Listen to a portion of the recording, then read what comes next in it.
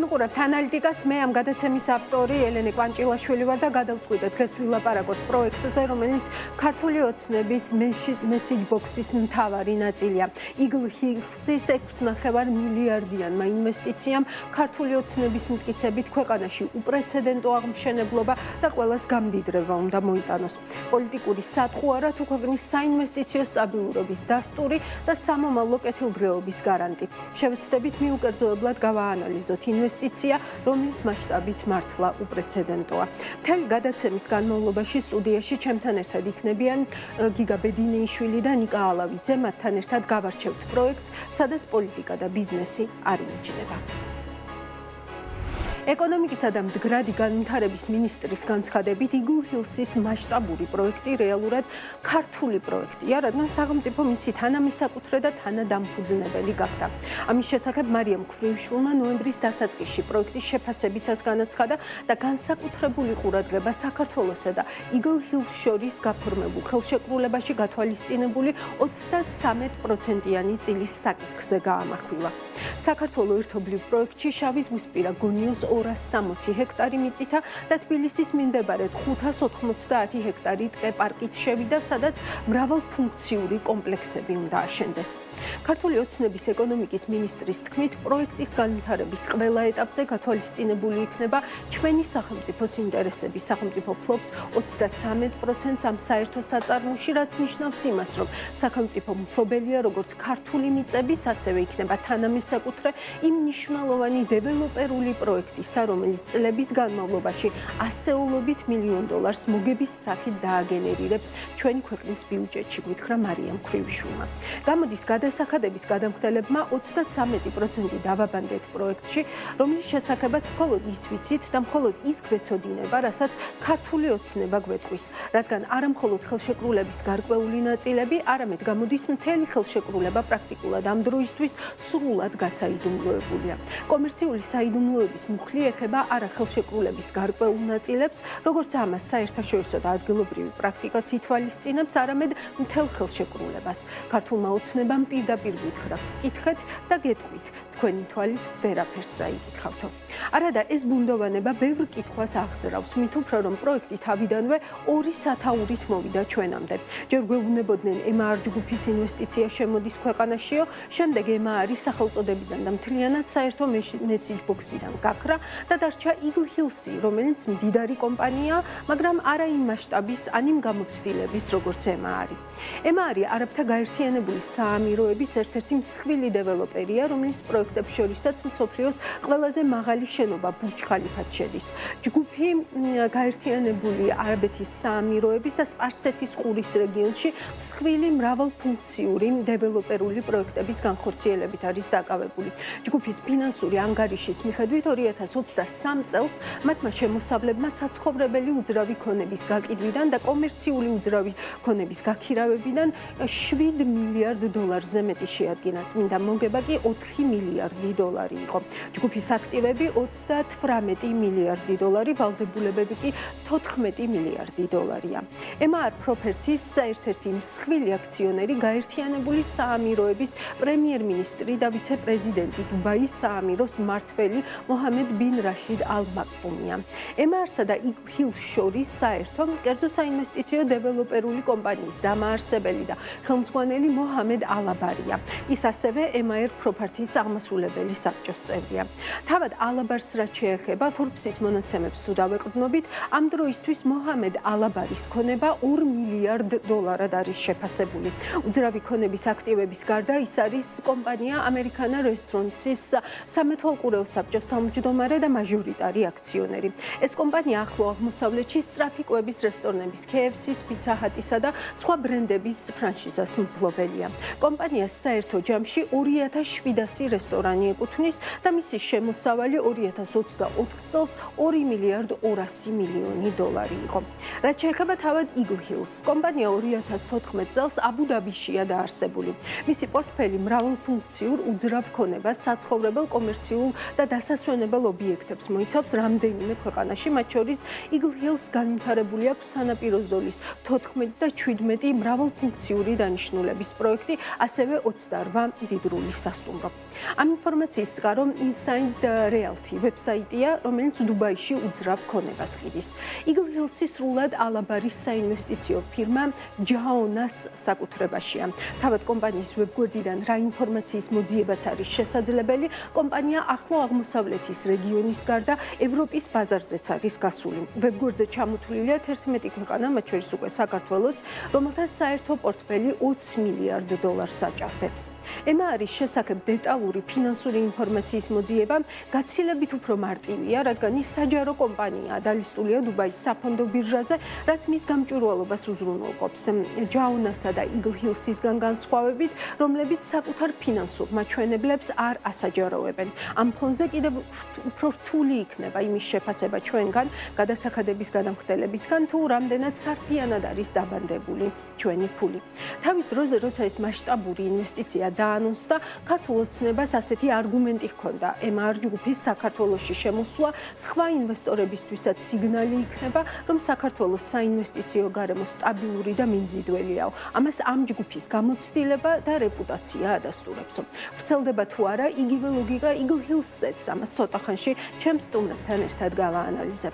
სხვათა შორის Eagle Hills-ის ინვესტიციებთან დაკავშირებული ერთი საინტერესო кейსი უნგრეთს უკავშირდება. ეს ყველაზე ახალი кейსია და ამიტომაც ვამახვილებ თქვენს ყურადღებას. წელს თებერვალში გახდა პირველად ცნობილი, რომ ქვეყანაში დაგეგმილი Eagle Hills-ის 12 მილიარდიანი ინვესტიცია, რომელიც Grand Budapest-ის სახელით იყო ცნობილი, აღარ განხორციელდება.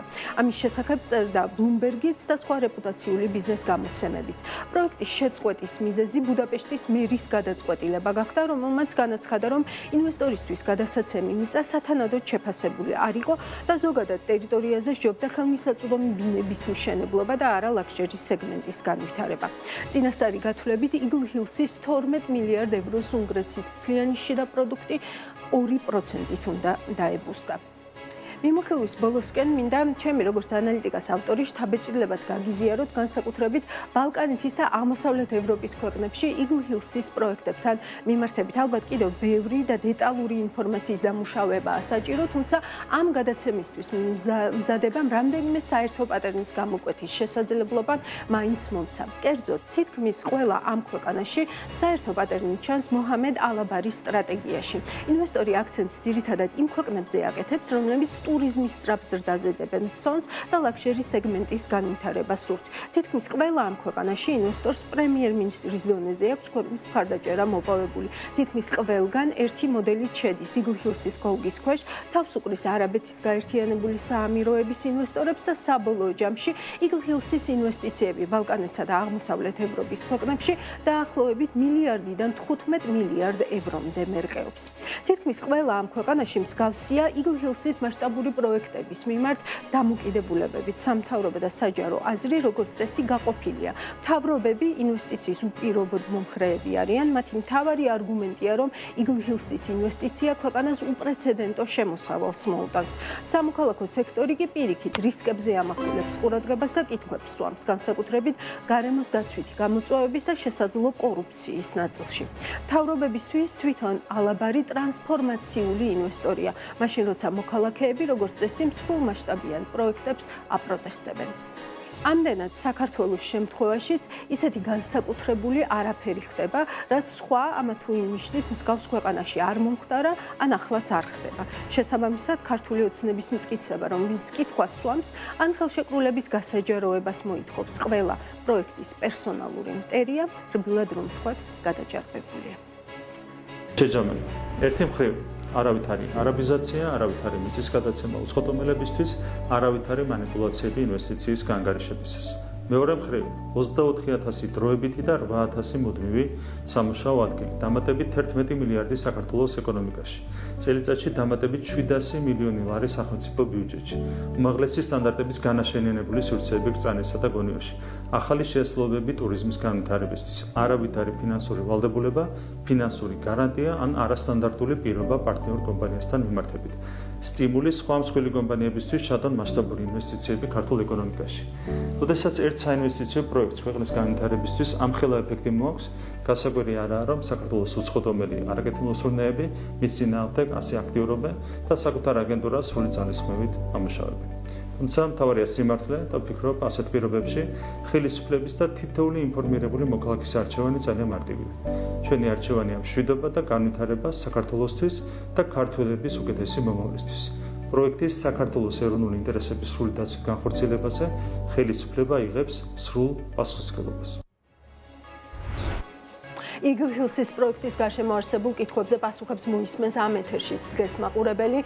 გიგა ბედინეიშვილი უკვე ჩემთან ერთად არის სტუდიაში. ცოტა ხანში შემოგვიერთდება ნიკა ალავიძე. მოგესალმებით, ბატონო გიგა და დიდი მადლობა თქვენი დროისთვის. ბატონო გიგა, იმაზე სკეპტიკურად არის დღეს საზოგადოება, ესე ვთქვათ, იმაზე სკეპტიკურად უყურებს აი ამ ინვესტიციას, ვიდრე შეხედავდა, ვთქვათ, ნებისმიერ სხვა დროს, სხვა ვითარებაში, სხვა მოცემულობაში, ესე ვთქვათ, 6.5 მილიარდ დოლარს ჯამში თუ როგორ ეს ჯერ არ ვიცით, მაგრამ 6.5 მილიარდიან პროექტ საქართველოში. მე მგონი რომ სკეპსისი არის და სკეპსისი უფრო მეტია ვიდრე სხვა შემთხვევაში იქნებოდა, რაც რაღაც თვალსაზრისით არ არის გასაკვირი, იმიტომ რომ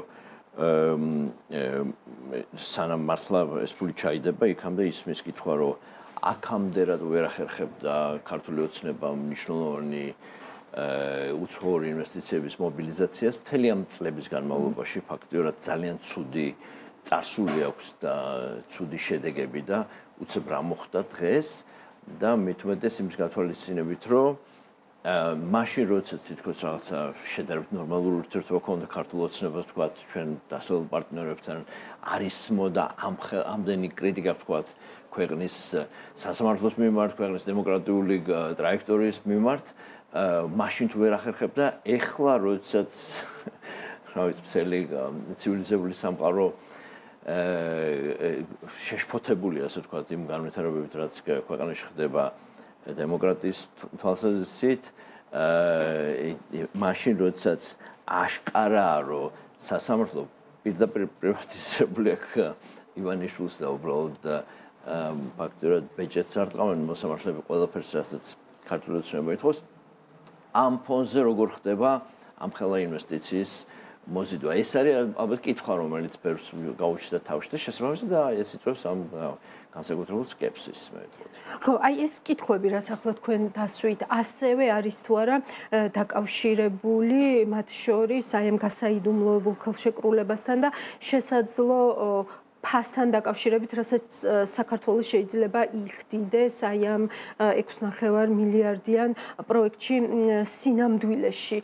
იმიტომ რომ ხშირ შემთხვევაში რჩება ისეთი შთაბეჭდილება, რომ ეს ინვესტიცია ჩვენ მოგვეწოდება არა როგორც რაღაც ქვეყნის საინვესტიციო პორტფელის, ესე ვთქვათ, დივერსიფიკაცია, არამედ რიგ შემთხვევებში როგორც რაღაც საპირწონე გარანტი, ესე ვთქვათ, დასავლური ინვესტიციების შესაძლო კიდევ უფრო მეტად შემცირებისთვის, არა? კი, აქ ცოტა ეს ელფერია, ასე ვთქვათ, სამთავრობო პროპაგანდას დაკავშირებულს ამ პროექტთან, რომ ესე პირდაპირ არ ამბობენ, რომ ამერიკიდან და ევროპიდან ფული ვერ მოგვაქვს და სამაგერო და აი აქედან არც იმას არ ამბობენ, რომ აი ჩინეთი, რუსეთი და ვთქვათ არაბული სამყარო, ასე ვთქვათ, ჩვენი მთავარი სამიზნე ინვესტიციების მოსაზრება, მაგას არ ამბობენ, მაგრამ გამოსჭვივის, ასე ვთქვათ, მათში რომ კი, აი თქვენ გლანძღავთ რომ რაღაცა დასავლეთთან გაგვიშვდა ურთიერთობა, მაგრამ აი სამაგერად ხო ხედავთ რა ხდება, მშვენივრად ვიზიდავთ რაღაც დიდ თანხას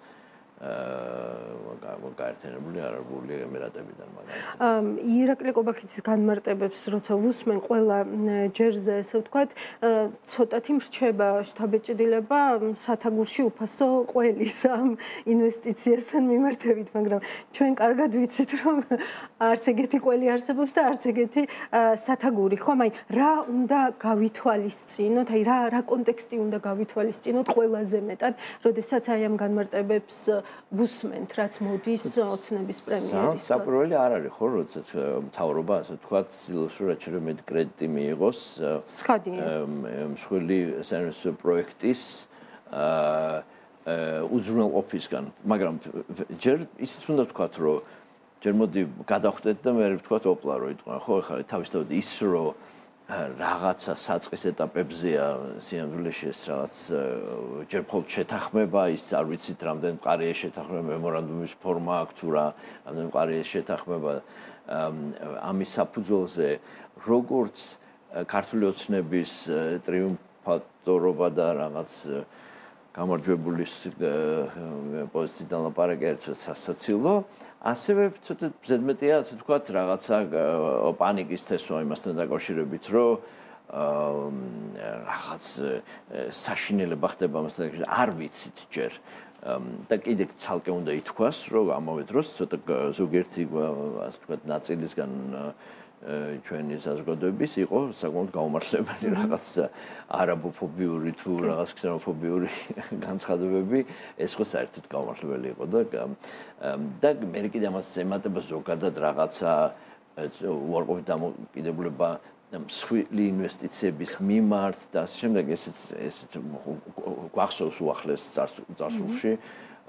წარსულში რამდენიმე სამარცხვინო ეპიზოდი სინამდვილეში ნამახვანის ჰესის მსგავსი, როდესაც ფაქტობრივად დავაფრთხეთ აბსოლუტურად ლეგიტიმური კარგი ინვესტიციები.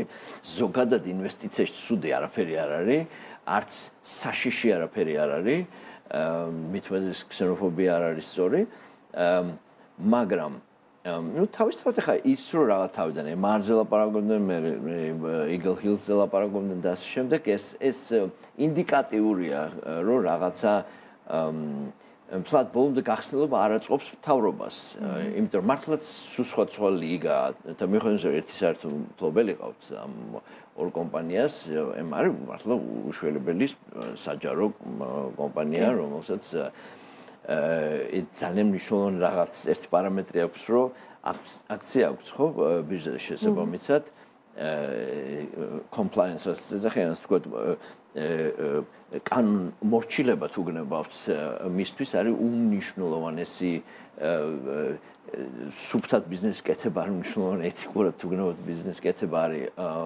უმნიშვნელოვანესი და მეორე მხრივ იმას კი არ ვამბობ რომ ეხლა Eagle Hills მაინც რაღაც საშინელებებს გააკეთებს თქო, მაგრამ კერძო კომპანიის შემთხვევაში ეს ფაქტორი არ არის ასე რომ ეს არის ეხლა მაგის გარდა ეხლა ამ Eagle Hills-ის ბიზნეს მოდელი მართლაც ცოტა განსხვავებულია და ისევ და ისევ მე შორს ვარ იმისგან რომ ვთქვათ რომ უკვე ჯვარი დავასვათ ეს თქვა ამ პროექტს რომ ეს რაღაცა ძალიან ცუდია ქვეყნისთვის შეიძლება შვენი რამე ზუსტად ამას ეხებოდა ჩემი პირველი შეკითხვაც ხო რომ ანუ ეს სკეპტიციზმი რომელიც უცებ ჩნდება ხო ანუ რამდენად ეს თავისთავად რო გაინტერესებს და მithumedes როდესაც მთავრობა ამბობს რომ 30% თუ 33% ფლობს ამ მაშინ ხა რაღაც ლამაზ თვალებისთვის ხო არ ხდება ეს რაღაცა როცა გასცა Eagle Hills-მა თქვა 23%-ის საფასურად რაღაცა მიიღო ხო აი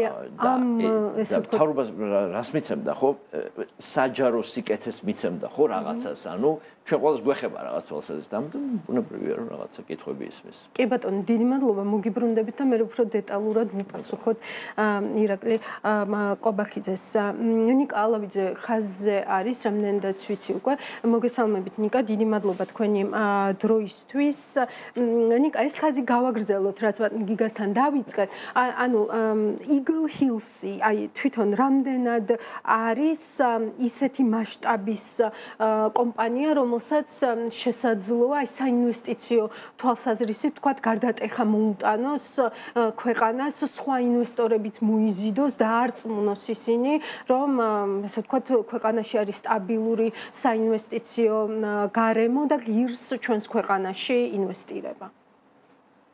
მოგესალმებით ელენე, პირველ რიგში მივესალმებ ბატონ გიგასაც. პირველ რიგში ელენე დიდი ბოდიში თქვენთან რომ დისტანციას მიწევს ჩართვა, საცობი ისეთი მისტიური ამბავია თბილისში რომ ვერაფერ გავთვალე და ნამდვილად ბოლო დროს ძალიან რთულია ეგ გათვლები.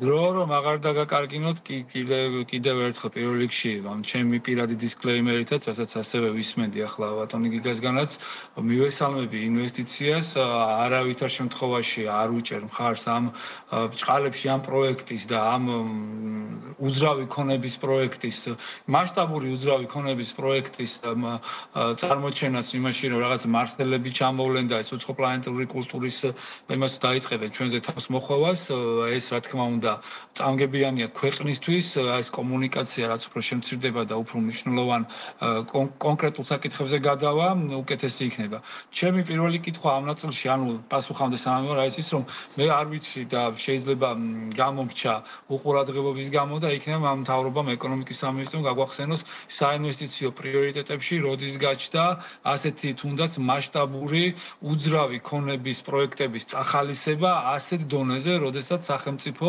აბსოლუტურად ყველა კანონს უკეთებს მოთარგვას, კონკრეტულად მორგებაც ერთ კონკრეტულ ინვესტორზე, მიუხედავად იმისა, რომ ის დიდია და ორ ისეთ მიწის ნაკვეთს, რომელიც დიდი ხანია ამ ქვეყნის აქტივია და დიდი ხანია თანსდევს საინვესტიციო ხარვეზები და არც ერთ ინვესტორთან ამაზე შეთანხმება ვერ შედგა, იმიტომ ყველა რა თქმა უნდა უფასოდ ქართველი დეველოპერებიც არ იწყოდნენ და ამ მასშტაბის კაპიტალის მოზიდვაც ერთად შეიძლება გაჭიროთ, მაგრამ სინდიცირებით არ გაუჭირდებოდათ.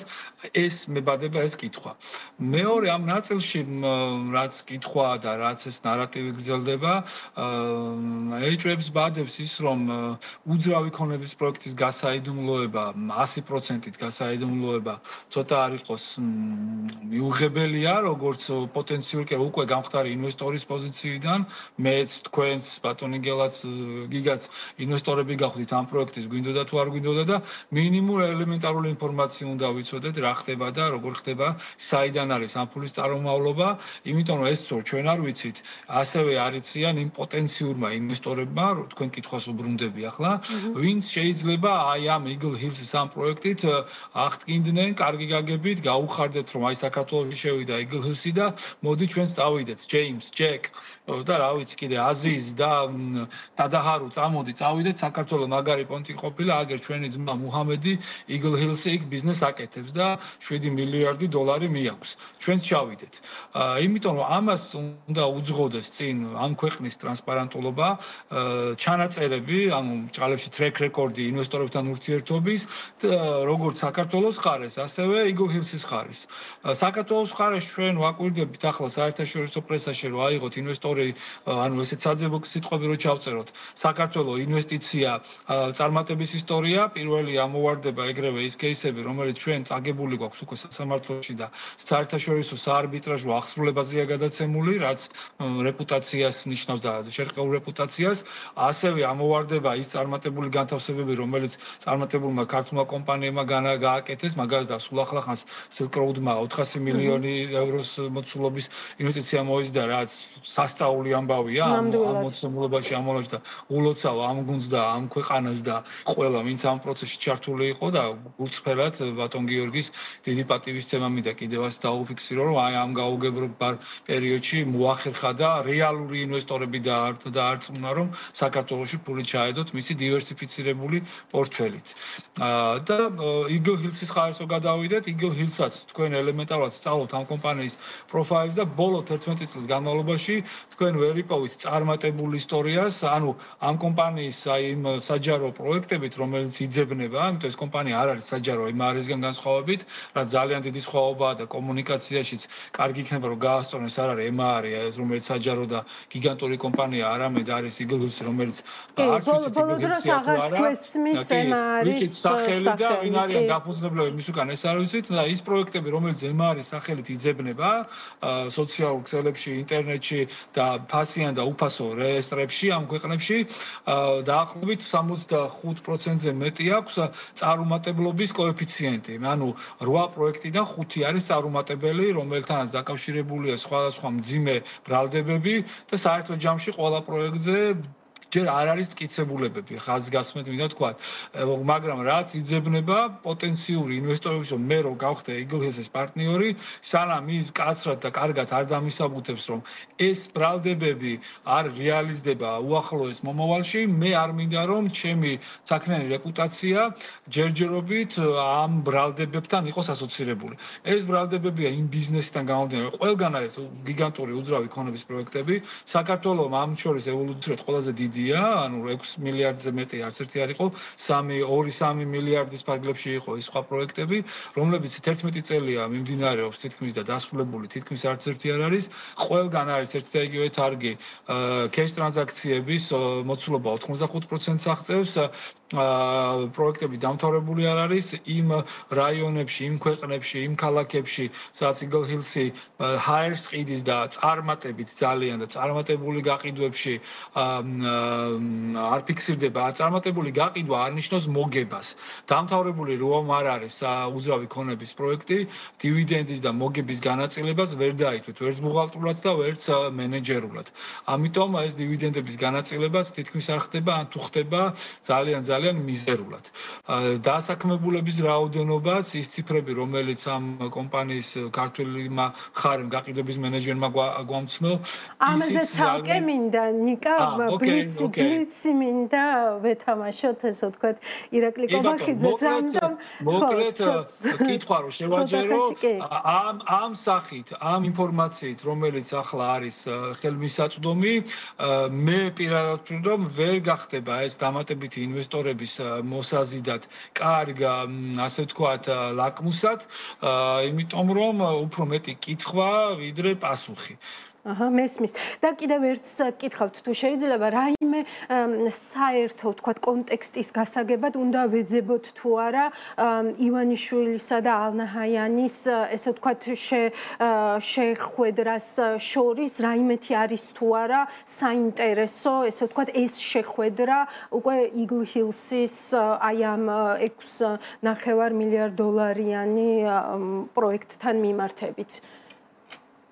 მე მეკითხებით ელენე თუ ბატონო ნიკა თქვენ ჯერ კი ბატონო ჩემი გადასახედიდან და ჩემი უბრალოდ სუბიექტური აზრით თეორიულად რა თქმა უნდა ეს იქნება იმიტომ რომ შეიხი ალჰაიანი არის ამ საიმიროების მმართველი ანუ მეფე ანუ ის მონარქია ჩვენ ვიცით რომელიც ძალიან მდიდარია და ძალიან დიდია და შესაბამისად რომ ჩამოყვეთ იერარქიულად დაბლა მეფე და შემდეგ მისი ვასალების ხარეს ამ Eagle Hills-ის დაფუძნებელი არა ერთ-ერთ თავარ ვასალად, არამედ რაღაც საშუალო, ანუ C-level-ით კი არა კორპორატიული გაგებით, ცოტა უფრო დაბალ, ოღონდ აღმასრულებელ თაროზე ეშელონში მოქმედი აღმასრულებელია, რომელიც იკავებს აღმასრულებელის პოზიციას MR Holding-ში, MR-ის დამფუძნებელი, ჩვენ ვიცით, რომ არის გაერთიანებული საემიროების სუვერენული ფონდი, რომელიც შედგება მეფის და მისი დანარჩენი შეიხების, ასე ვთქვათ, ამ სამეფო ოჯახების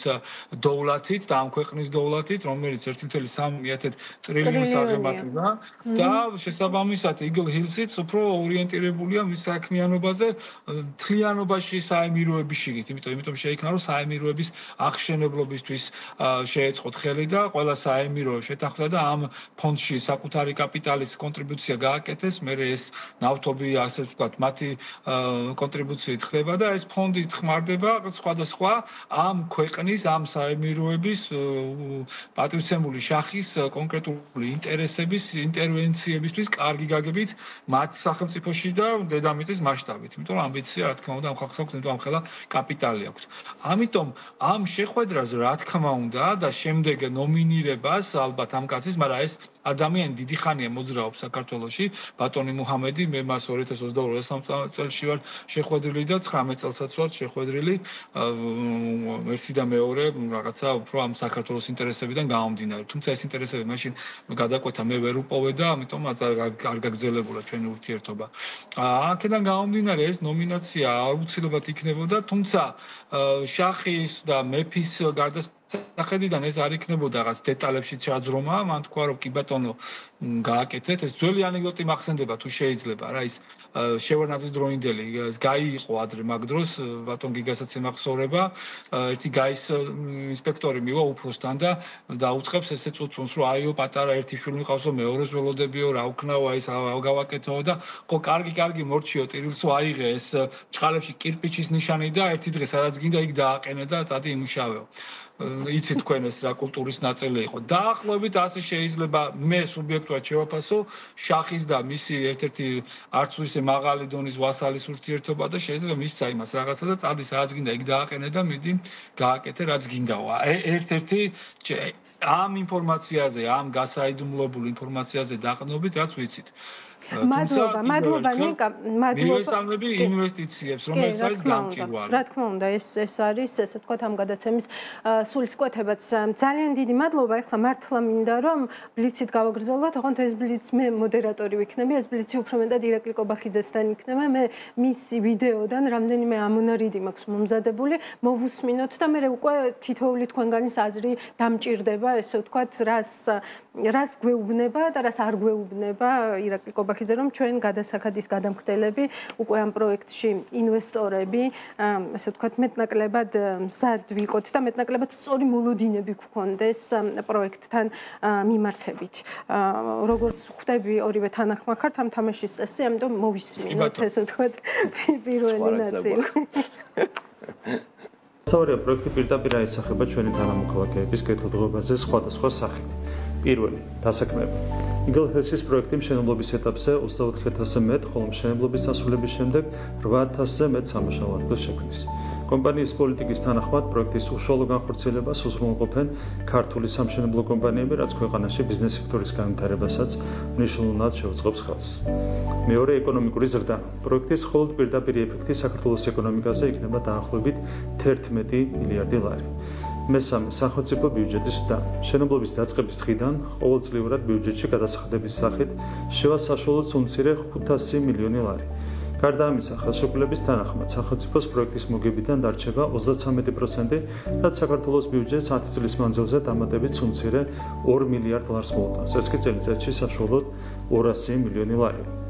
გარდა ამისა, იგლჰესის პროექტი ხელშეუწყობს საქართველოში ტურიზმის განვითარებას, ახალი ტურისტული პროდუქტების, ტურისტებისთვის ახალი მიზიდულობის ცენტრების შექმნას, რაც განსაკუთრებით აჭარის რეგიონს დაეხმარება, გახდეს 4 სეზონიანი ტურისტული მიმართულება. ანუ, გიგა, რამდენად რეალისტური ჩანს ეს რიცხვები, ჩანს თუ არა ვთქვათ, რა ტიპის გათვლებს ეფუძნება მათ შორის და ესე ვთქვათ, რა არის კიდე საჭირო, რის ცოდნა არის კიდე საჭირო იმისთვის, რომ საბოლოო ჯამში ესე ვთქვათ, ეფექტიანობა, სამომავლო ეფექტიანობა, სამომავლო პროექტის შეფასდეს. ნუ ძალიან სრულად შესაძლებელი რომ ეს მოხდეს, მაგრამ დიდი თუ არის ამის ანუ ყველაფრის ხო, ანუ რამდენად მართლაც განხორციელდება ეს პროექტი. ხა ჯერჯერობით როგორ განხორციელდება ეს პროექტი? უნდა კარგად გვესმოდეთ, რომ საერთოდ დეველოპერები ყოველთვის ძალიან დიდი სესხით მუშაობენ და ეს ჩვეულებრივი ამბავია და რაც არ უნდა იყოს ამ პროექტის ზომა 6 მილიარდი როგორ ხდება არის ინვესტიცია ხო, მაგრამ როგორ არის სინამდვილეში დათვლილი ეს ინვესტიცია, საკითხავია. როგორც ეს იგლჰილსი რას საკეთებს ხოლმე მთავრობებთან პარტნიორობით შედის ხოლმე პროექტებში და მთავრობებს როგორც წესი შეაქვთ მიწა ესეთ პროექტებში და ტიპიური დეველოპერული პროექტი ეს არის ხოლმე რომ დეველოპერი ყიდულობს მიწას და მე მიდის ბანკთან და მე ცდილობს რაღაცა შეკრას პროექტი, რასაც ქვია, რაღაცა ფინანსირება იყოს ამისთვის, პარალელურად იწყებს pre-sale-ებს. ამის მიზანი არის, რომ რაც შეიძლება ცოტა საკუთარი კაპიტალის დახარჯვა მოუწევს დეველოპერს, იმიტომ თეორიულად ეხლა ეს მარტივად არ არის. ეს კაპიტალი, იმიტომ რომ ხო, პრინციპში შეგვიძლია ბანკთან მეღე უთხრა, რომ აგერ მიწა მაქვს, რაც უკვე თავისთავად ღირებულია და ამიტომ რადგან უკვე ფული დახარჯული მაქვს მიწაში, ამიტომ თვითონ დეველოპმენტისთვის ჭირდება სესხი და ბანკები თლიანად არა, მნიშვნელოვან ნაწილს ამის აფინანსებენ სესხებით. ამ კონკრეტულ სიტუაციაში იგლჰილსის ბიზნეს მოდელი იმიტომ არის თქვა ჭკვიანური, რომ ისე შედის ამ პროექტში, რომ მიწის ყიდვაც თვითონ არ ჭირდება, ხო? ანუ არ ვიცი მე დეტალები, ვინ იცის დეტალები როგორც აღმოჩნდა.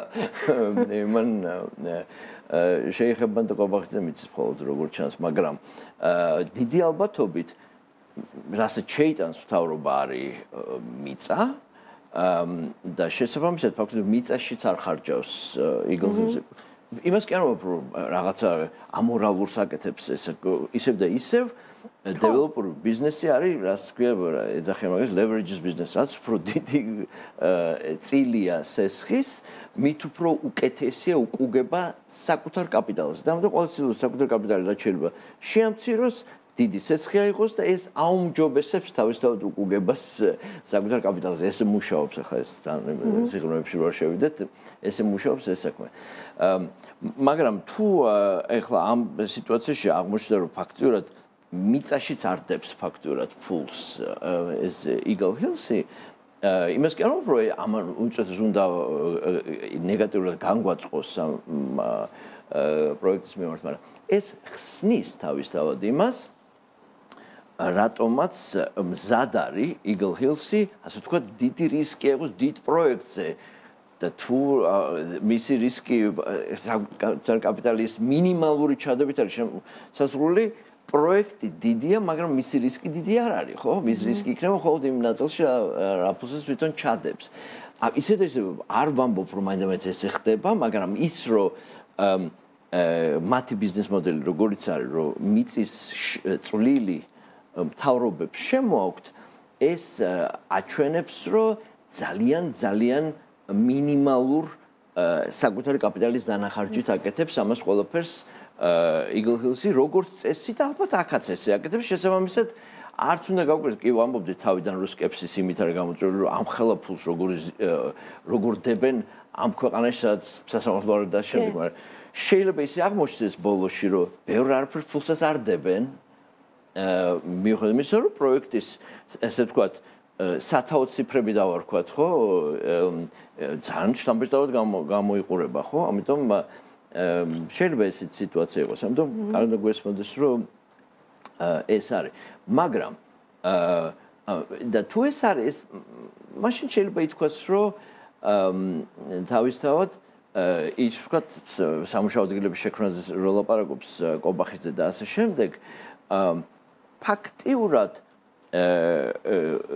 ერთ-ერთი წვლილი Eagle Hills-ის ამაში არის რაღაც ბრენდი და ვთქვათ რაღაცა საიმედოობის შექმნა ამ პროექტთან დაკავშირებით, იმიტომ რომ მას გაუკეთებია მსგავსი პროექტები, იმედია რომ გაიყიდება ეს ყველაფერი საკმაოდ სწრაფად და ცენტრში კაპიტალი რომელიც ამაში დაიხარჯება, ეს იქნება ალბათ ადგილობრივი ბანკებიდან შემოსული სესხები ძირითადად, კიდე ერთი ასე ვთქვათ აქტივი რომელიც ამაში შეიძლება იქნება მიწა, რომელიც სახელმწიფო საკუთრებაშია, ამიტომ რაღაც თვალსაზრისით იმით ვქმნით სამუშაო ადგილებს, რაც ისედაც გვაქვს.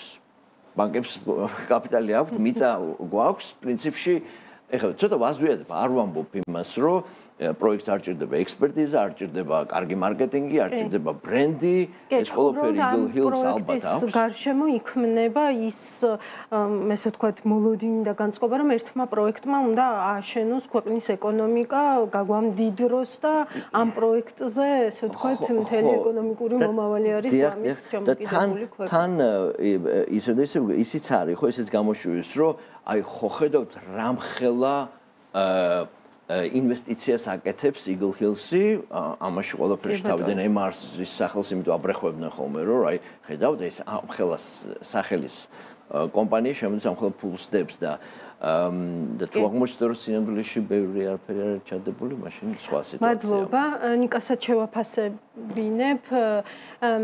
ნიკა, რა არის, ანუ აი რამდენად რეალისტური ჩანს ეს გათვლები და როგორ უნდა დავიჯეროთ ესე ვთქვათ, ხო? იმიტომ რომ ვთქვათ ჩვენ არ გვინახავს რაიმე ტიპის დოკუმენტი, ხო? ანუ ვთქვათ ესეთ მსხვილ პროექტებთან მიმართებით ჩვენ გვახსოვს, ხო? აი White and Case ან ვიღაც ყოველ შემთხვევაში ამზადებდა ხოლმე, ესე ვთქვათ, წინასწარ რაღაცა ტიპის დოკუმენტებს, თუ რა გავლენა შეიძლება იქონიოს ამან ყველაფერზე, მაგრამ ახლა ვთქვათ, ეს დოკუმენტები, ასეთი ტიპის დოკუმენტები ჯერჯერობით ყოველ შემთხვევაში ხელმისაწვდომი ჩვენთვის ყოველ შემთხვევაში არ არის. და ალბათ არც იქნება, იმიტომ როგორც აპომენ გასაიდუმლოებული.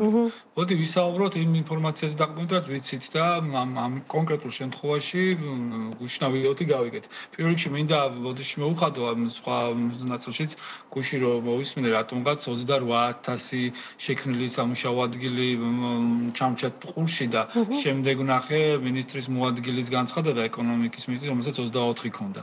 და აპელირება ამაზე მქონდა, მაგრამ ნებისმიერ შემთხვევაში ეს ვიდეო რომელიც არის ჩემთვის მაგალითად როგორც საქართველოს მოქალაქესთვის ცოტა არ იყოს დამაკნინებელად მივიღე, იმიტომ რომ ვინც ადამიანები, ვინც საკუთარ თავს პრემიერ-მინისტრს უწოდებენ, წარმოგვიდგენ როგორც რაღაცა პროექტის, ლუკრატიული პროექტის გაყიდვების მენეჯერი და იმ გაყიდვების ცნობილი რეკლამების არ იყოს ერთ-ერთი მსხვილი დეველოპერი, ზუსტად იგივენაირად გვიკეთებდნენ შეთავაზებას, რაც ცოტა არ იყოს არ იყო ჩემთვის საქართველოს მოქალაქისთვის სასიამოვნო. ციფრებს დაუბრუნდეთ. ციფრები რაც გაჟღერდა, დანარჩენი ყველაფერი საიდუმლოა, მე ვსაუბრობ მხოლოდ ამ ციფრებიდან გამომდინარე. რომელიც მეტნაკლებად საკმარისია, რომ პროექტის მომგებიანობა, აი ესე თითებით დავითვალოთ, როგორც აი ბანკთან მისასვლელმა ტიპმა, რომ აი იდეა მაქვს, მიწის ნაკვეთი მაქვს და ფული მინდა რომ ავაშენო. იმიტომ დეველოპმენტში საჭირო არ არის მთლიანი პროექტის ღირებულება კონდეს ერთად. საჭიროა კონდეს მიწის ნაკვეთი და საჭიროა კონდეს სასტარტო თანხა, რომელიც შეუნდა გადაიხადო პროექტის ნებართვისთვის, ნებართვა თუ გვაქვს უკვე შესაბამისი ინვესტორებიც მოდიან, ამ შემთხვევაში წინასწარი მყიდველები, რომელსაც შედარებით იაფეთ შეგვიძლია შესთავაზო და ამიტომ ამ დაფინანსებას კრავ მთლიანად. მაგრამ ბატონმა გაყიდვების მენეჯერმა რაც ჩვენ გვამცნო გუშინ იყო ეს, რომ დავიწყოთ იმითი, რომ 24000 ადამიანი დასაქმდებაო ეხლა და შემდეგ 8000 პერმანენტულადო, 500 მილიონი შემოვაო მინიმუმ წელიწადში გადასახადების სახითო და ეკონომიკის მინისტრის მოადგილემ თქვა 700 მილიონიო, ნუ აქ ჩამოყალიბდნენ რომელი უფრო მოსალოდნელი ციფრია და არ გამოვედავები და 700-დან დავითვალოთ, ასევე ითქვა რომ 2 მილიარდიო ამის გარდაო პროექტის დასრულების თავზეო მოგებას მივიღებთო ლარსო, ანუ დაახლოებით ჟღერდება რომ 10 წლიანი უნდა იყოს ეს პროექტი, ანუ აქედან გამომდინარე უკვე რაღაცა უცნობები მივიღეთ, ანუ პროექტის საინვესტიციო მოცულობა ვიცით რომ არის 6 მილიარდი დოლარი, მიწის ღირებულება არ ვიცით და აჩუქეთ შედის არ შედის, მოდი დაშვება გავაკეთოთ რომ აქ არ შედის, ვიცით რომ 10 წლის თავზე 2 მილიარდი ლარი უნდა მივიღოთ, ანუ რაღაც რამდენი გამოვა დოლარში ეს 700 მილიონი დოლარი ალბათ უხეშად ხო, ან ცოტა ნაკლები კიდევ, ზემოდან მოგება უნდა დაედო 3-6 მილიარდს და პლუს 10 წლის განმავლობაში ყოველ წელს რაღაც 200 მილიონი დოლარი იქნება შემოსავალი. ეს ყველაფერი გვაძლევს საშუალებას რომ ჩვენ გავითვალოთ უკუგება დაბანდებაზე ან მომგებიანობა დროში გაწერილი 10 წლიან ვადაზე, ანუ არ არის და რომელიც უნიკალური არ არის ეს კოეფიციენტები, მაგრამ ერთ-ერთი მთავარია, აი ძალიან ადრეულ ეტაპზე დაგეგმვის ბიზნესის ძალიან გამოგვადგება. და რას გვეთყოდა, ხო, ეს რიცხვები? ერთის და მეორეც გვეუბნება იმას, რომ უკუგება კაპიტალზე ძალიან მარტივია, ჩვენ უნდა ჩავდოთ სიტყვაზე 7.5 მილიარდი უხეშად რომ ამოვიღოთ 10 წლის მერე რაღაც 700 მილიონი, რაც ძალიან პატარა თანხაა, ანუ 10 წლის მანძილზე ეს გამოდის რაღაც 10%, უხეშად 11%, მაგრამ 10 წლის განმავლობაში ჩვენ ხომ უნდა გავყოთ წლიურად, რომ ეს 6 მილიარდი ხო ერთბაშად არ შემოვა, უნდა გავყოთ ესეც 10 წელიწადზე, წელიწადში შეიძლება 600 მილიონი შემოგვივიდეს დოლარი და 200 მილიონი დოლარი ამ 600 მილიონმა როგორ უნდა დააგენერიროს გადასახადების სახით ცოტა გაუგებარია, მაგრამ ოკეი, ძალიან გავდით გადასახადებს და ესენი ბევრს გადაიხდიან აქ. ან მეორე ნაწილშიც რომ იდეალურად რო იყოს 10 წლის თავზე ალტერნატივა რა გვაქვს კიდევ ხო ამ დაბანდების, ხო, ანუ წელიწადში 1.5% უნდა მოგცეს მოგება. თუ ჩვენ საბანკო დეპოზიტებს შევხედავთ, ვალუტაში 2-3%-ია თუ კარგად იქცევით და მსხვილი კლიენტი ხარ, კიდევ მეტი შეგიძლია დაგარიცხო, ლარში კიდევ 12-13%-ის ფარგლებში შეიძლება მიიღოთ დარიცხვა, თუ ლარის რისკს ავიღებთ. თუ მაგრამ არაფერს არ ურისკავთ, დროს არ ვკარგავთ, მაღალ რეპუტაციულ ბანკებში ჩვენ შეგვიძლია ეს ერთწლიან დეპოზიტებს ესე გავანაწილოთ, რომ მომავალ წელს განვაახლოთ, უკვე რთული გეომეტრიული პროგრესიით დაგვერიცხება სარგებელი და 10 წლის თავზე ჩვენი უკუგება ჩადებული თანხის იქნება ამაზე 7-ჯერ და 8-ჯერ მეტი. ანუ ინვესტორის გადასახედია, მე ინვესტორი რო ვარ, თუ ემოციური და გავლენაზე ორიენტირებული ინვესტორი არ არის ეს ბატონი მუჰამედი, როგორც მე, მაშინ მე ემოციურ დივიდენდებს ვითვლი ხოლმე ჩემ ინვესტიციებში და არა მატერიალურს და ამაზე სულ კონფლიქტი გვაქვს კარგი პარტნიორებთან. და მეორე ნაწილი კიდე აერარის შემთხვევაში ეს კიდე უფრო მძიმდება, იმიტომ რომ აერარი ძალიან ისეთი კომპლექსური, მაგრამ ადვილი ფორმულაა, Excel-ს პირდაპირ შეგიძლიათ და ტოლობის ნიშანი და აერარი. ჩვენ მაყურებელს ახლა ამ სიმძიმეს ნუ შევუქმნით, ანუ მინდა რომ აი ხო ცოტა უფრო მოკლედ მითხრათ, რომ ყველასთვის გასაგები იყოს, ხო, აი რა ხდება ამ შემთხვევაში, რომ ჩვენ ჩავდეთ 6.5 მილიარდი დოლარი, პლუს და 10 წლის განმავლობაში და კიდევ წელიწადში ჩვენ მივიღებთ უკუგებას სადღაც 200 მილიონ დოლარს ზემოდან და 10 წლის მერე კიდევ სადღაც 700 მილიონს ამ დაბანდებაზე, ეს გარიგება, ეს დაბანდება გამოდის ზარალიანი, მინუს 10 წლის მერე ჩვენ გვექნება ჩადებული თანხა მინუს რაღაც 10-12%. აი ამ ფინანსური კოეფიციენტის დათვლით. ანუ ეს ნიშნავს, რომ ეს იქნება ზარალიანი, მაგრამ მოდი გავყოთ, ეს ხო 100%-იანი მასზე გვაქვს საუბარი. 33%, რომელიც ჩვენია და ჩვენ ქვეყანა ვართ ამ შემთხვევაში და ვამბობთ, რომ ეს 200 მილიონი რო შემოდიოდა ჩვენთან მაგარი იყო, ჩვენ მოვიგება მაგავიგეთ, მაგრამ 77%-ის ვინც იყო, იმან რა ხეირი ნახა ზარალის გარდა, რატომ დებს ამას ფულს, ის ხო საქართველოს მოქალაქე არ არის და ივერის გაბრწყინება მისთი ყოველდღიური კატეხიზმო არ არის და ლოცვის წასაკითხი ამბავი, სოციალ ლოცულობს ივერის გაბრწყინებაზე ალბათ არ ლოცულობს. და მეორე კიდევ რომ ამ პერიოდში ამ დაბანდების ნაწილში ის თუ შეგნებულად მოდის ზარალიან დაბანდებაზე თავის ნაწილში ესე იგი სხვა რაღაცა გიმები შეიძლება კონდეს რომ სხვა რაღაცით მოამოიღოს მაგრამ ეს არ ვიცით ხო და ამაზე მიმსჯელეთ სწორედ აი გაუმჭვირვალე კონტრაქტთან რატომ უნდა ვენდო როგორც ინვესტორი ან ამ ქვეყნის მოქალაქე ზარალიანი ინვესტიციის განხორციელებას კი ბატონო დავტოვოთ ეგ კითხვა ჩვენი მაყურებლისთვის და მინდა რომ მეორე სინქრონით მოვისმინოთ საქართველოში აშენდება არა ორი არაბული ქალაქი, არამედ შეიქმნება ორი ულამაზესი ქართული ევროპული ტიპის განაშენების სივრცე თბილისისა და ბათუმის მიმდებარედ. სულ გათვალისწინებულია 16000 საცხოვრებელი სახლისა და ბინის შენობები. უცხო ქვეყნის მოქალაქეებმა აქედან 60%-იც რომ მიღებენ, ეს ნიშნავს, რომ მათზე სულ 9600 ბინა გაიყიდება. როცა გასული 4 წლის განმავლობაში უცხოელებმა საქართველოში 60000-ზე მეტი ბინა შეიძინეს. ამას კი საქართველოსთვის არავითარი დემოგრაფიული პრობლემა არ შეუქმნია და არ შექმნეს. ამ მარტივი სტატისტიკიდანაც კი ჩანს, თუ რამდენად ყალბია განცხადებები მასთან დაკავშირებით, რომ იგელ ჰილსის პროექტი საქართველოს დემოგრაფიულ პრობლემებს შეუქმნის. აქვე უნდა ითქვას, რომ უცხო მკვიდრებს არ მიენიჭება არავითარი სპეციალური შეღავათები საქართველოში ბინადრობის ნებართვის მიღების თვალსაზრისით. იგელ ჰილსის ხელმძღვანელის განცხადება იმის შესახებ, რომ ის ბინების 60%-ის გაყიდვა საერთაშორისო მკვიდრებზე ვარაუდობს, ეფუძნება იმ გარემოებას, რომ კომპანიას აქვს კარგად დაწყობილი გაყიდვების ქსელი მსოფლიოს სხვადასხვა ქვეყანაში. თუმცა საქართველოში ეკონომიკის სწრაფი ზრდისა და იმის გათვალისწინებით, რომ იგელ ჰილსის საფასო პოლიტიკა არა მხოლოდ მაღალი, არამედ საშუალო სეგმენტის ქართულ მკვიდრელსაც მისცემს სახლის ან ბინის შეძენის შესაძლებლობას, ჩვენი საფუძვლიანი ვარაუდით ქართული მკვიდრელების რაოდენობა 50%-ს ბევრად გადააჭარბებს. მეორე, კამპანიის ინიციატორები აცხადებენ, რომ ხელისუფლება ქართულ მიწას უცხოთომელებს გადასცემს. როგორც მოგეხსენებათ, სწორედ ქართული ოცნების ხელისუფლებამ მიიღო საკონსტიტუციო შესწორება, რომელიც უცხოელებზე და უცხოურ კომპანიებზე ქართული სასოფლო სამეურნეო მიწის გასხვესებას გრძელავს. გარდა ამისა, საქართველო არის ერთ-ერთი მოწინავე ქვეყანა უკანონო მიგრაციასთან ბრძოლის კუთხით. რაც შეეხება კრწანისისა და გონიოს მიწის ნაკვეთებს, რომელთა საერთო მოცულობა 850 ჰექტარია. პროექტით გათვალისწინებულია მათი გამოყენება მხოლოდ დეველოპერული მიზნებისთვის და მიწის ნაკვეთების თანამესაკუთრედ სახელმწიფო რჩება. შესაბამისად, არავითარი ქართული მიწა არავის არ გადაეცემა.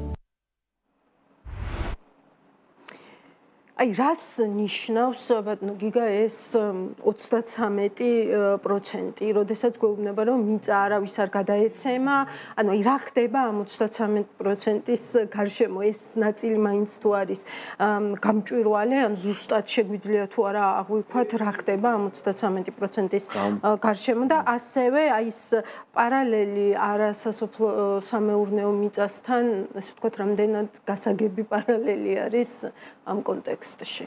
ხო, მეორედან რომ დავიწყოთ ახლა არასასოფლო სამეურნეო მიწასთან პარალელი რა თქმა უნდა სასცილოა, იმიტომ რომ ცდილობენ უბრალოდ რომ პოლიტიკურად თავი წარმოაჩენენ რაღაც ქართული მიწის დამცველად, რომ აი არასასოფლო სამეურნეო მიწები ხوار მივეცით საშინელ უცხოელებსო და მაგრამ უბრალოდ სასოფლო-სამეურნეო ხომ მივცეთ და არასასოფლო მივცეთ მაშინ თუ ესეა ხო ლაპარაკი ჩემი საზრით საერთოდ მიწის გასხვედრებაში გაცილებით ლიბერალური მიდგომა უნდა გქონდეს და მართლაც არავინ არ იყიდებს მიწას ზურგზე და არ მიაქვს და ამიტომ სისულელე იყო თავისთავად და აბსოლუტურად პოლიტიკური პოპულიზმის ნიმუში იყო ის შეზღუდვები რომელიც ქართულ მოუწმეობამ თავის დროზე დააყენა მასთან დაკავშირებით. კი და ამ ნაკვებს არის დაშენებული ახლაც ეს არაბიზაციის საფრთხეები და შიშები რომლებიც თავის დროზეც გამკითხებულია. 33%-ს ალბათ მთავრობა იღებს იმის საფასურად რომ შეაქვს მიწა პროექტში ალბათ ისევ არ ვიცით ხო მაგრამ ვარაუდობთ რომ სრული ხელშეწყობა აქვს გარანტირებული ინვესტორებს ქართული სახელმწიფოსგან ნებართვებთან დაკავშირებით თელ ბიუროკრატიულ პროცესთან დაკავშირებით დარწმუნებით მე და თქვენ რომ დავიწყოთ რაღაც დემოკრატიული პროცესი უამრავ ბარიკადებს შეგვიქმნიან ხო მაგრამ ამ შემთხვევაში დარწმუნებული გაცილებით რომ მარტივად და კარგად წავა საქმე და ამაში ყველაფერში ქართული ოცნება იღებს 33%-ს და მეორე თუ აღვნიშნე ისე თუ ჩემი ვარაუდი მართალია და სინამდვილეში კაპიტალის შენატანი Eagle Hills-ისგან მინიმალურია ფაქტობრივად 77%-ს იღებს შეიძლება ითქვას ბევრ არაფერში ესეც შეიძლება შევხედოთ ისევ და ისევ არ მინდა ესე გამომივიდეს რომ რაღაცა ვიღაცა თუმცა ზუსტად იმიტომ რომ ყველაფერი გასაიდუმლოებულია ამ პროექტში ხო ეს რაღაცა ფულს დახარჯავს კი რაღაცა ფულს დახარჯავს მაგრამ არ არსებობს რომ ეს არ იყოს მაღალ სესხიანი პროექტი და მაღალსესხიანი პროექტს კიდე ერთი რაღაც ახასიათებს ეგეც არ დაგვავიწყდეს რომ მაღალსესხიანი პროექტები ძალიან სარისკოა და მე თუ მკითხავთ მაინდამაინც კარგი მომენტი ახლა უძრავი ქონების თვალსაზრისით ქვეყანაში არ არის ისედაც მე რასაც ვცნობ ცოტა სიჭარბეა მოწოდების მოთხოვნის შეძლებითი და ამ სიტუაციაში კიდე ამ დამატებითი მოწოდება რამდენად გაფრინდება რომ იყვნენ ეს ბინები საკითხავია და ამის ერთ-ერთი ახსნა რომ ალბათ ეს Eagle Hills-ი ბევრ საფრთხეს რისკავს მე ესე მგონია. ნიკასაც შევაჯამებინებ ძალიან მოკლედ ნიკა გთხოვთ აი მთავარი გზავნილი რომ დამიტოვოთ ამ ნაწილთან მიმართებით დრო თითქმის უნდა ამოვიღოთ აუცილებლად ეს ქსენოფობიური ანტიმარსული და რაღაცა მოლოდინები კარგია რაც უფრო მეტი ადამიანი იყიდეს იმიტომ ჩვენი ბაზარი არის გაჯერებული და სამწუხაროდ ჩვენ ვაკვირდებით ამ უძრავი ქონების ბაზარზე მიწოდებას და ჭარბი მიწოდებას ვერწყვიტავს მარტო ადგილობრივი მომხმარებელი. დემოგრაფიულ ნაწილში პრობლემებს ჩვენ არ გვექნის რაღაც მარსიდან ვიღაცა გადმოსახლება. ემიგრაციის მაღალი მაჩვენებელი ის ეკონომიკური და პოლიტიკური მდგომარეობა რომელიც ქვეყანაში არსებობს. არაკონკურენციული გარემო, ის ფეოდალიზმი, ის დამაზიანებელი სტატისტიკა, ჩვენ ვიცით რომ დემოგრაფია წლიდან წლამდე უარესდება, ის ვეღარ ვიტყვით რომ სისხლიანი 9 წლის პერიოდში იყო და შემდეგ ბედნიერი 12 წელი თუ 13 წელი რაღაც გამოსწორდა. სამწუხაროდ წელს ევოლუციურ პიკზე ვართ აი ამ ნეგატიური განვითარების, როცა უკვე რამოდენიმე ათეულ ათასში გადავიდა ეს დემოგრაფიული ნეგატივი. ანუ უფრო მეტი ადამიანი გვაყალდება, ვიდრე გვემატება. შობადობიდან გამომდინარე ემიგრაციის გარეშე. და ემიგრაციას რაც შეეხება, აქაც კიდევ უკეთესო ნაწილი შრომის უნარიანი მოსახლეობის სამწუხაროდ გადის და აღარ ბრუნდება. მადლობა, დიდი მადლობა ნიკა ბოდიშს გიხდის რომ ბოლომდე ვერ გასრულებინებთ, მაგრამ ძალიან დიდი მადლობა რომ იყავით ჩემთან ერთად. მოკლედ გვინდა მასშტაბური პროექტები, ოღონდ გამჭვირვალე და ინსტიტუციური. ძალიან დიდი მადლობა გიგაბედინეიშვილს, ნიკა ალავიძეს, მადლობა თქვენს რომ გვიყურებთ, შევხვდებით უკვე პარასკევს.